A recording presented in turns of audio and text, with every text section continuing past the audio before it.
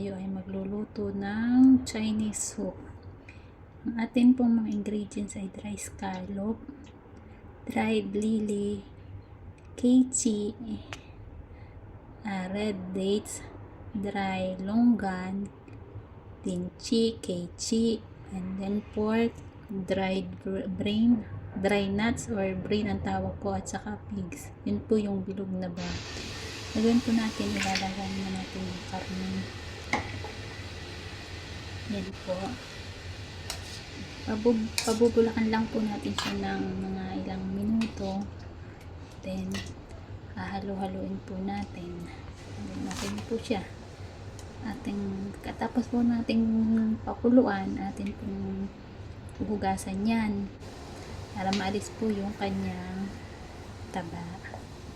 Yun pong dry nuts, napakuluan ko na din po yun, binoil ko muna po yun para maalis po yung kanyang kaunting amoy. Napakulo na po tayo ng tubig, nilagay ko yung mga ingredients. Yung water ng dry scallop pinalagay ni Lola kasi para daw po malasa. Yun yung dry oyster, ang tawag ko dry oyster po. And then yung dry lily, kimchi, tsaka yung ating kimchi. Pinagsabay-sabay na po natin siyang pakuluan. Pakukuluan po natin siya ng almost 2 hours sa mahinang apoy po. Yan po ay yan yung lunggan.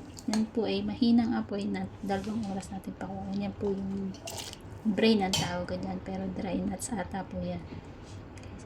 Sa mahinang apoy lang po natin yan pakukuluan, guys. Kulo lang po ng kulo. Mahilig sila sa mga Chinese soup. Yun pong karne, tatapon ko po yan pagkatapos natin pakuluan kasi hindi na po nila yan kinakain. Lalay lang yung ating apoy. Parang ang sarap niya. Ang dami niya kasing ricado. Ang dami niyang mga pansahog. Hindi po sila mahilig maglagay ng carrot sa soup. Puro mga dried ingredients po lang yung kanilang pinaluluto sa akin, mga kamangyan. Mukhang masarap yung ating nilulutong soup. Haluin natin para medyo mabull din po ng ayos yung mga nasa ibabaw. Kulo lang po natin siya ng pakulo. Ayan.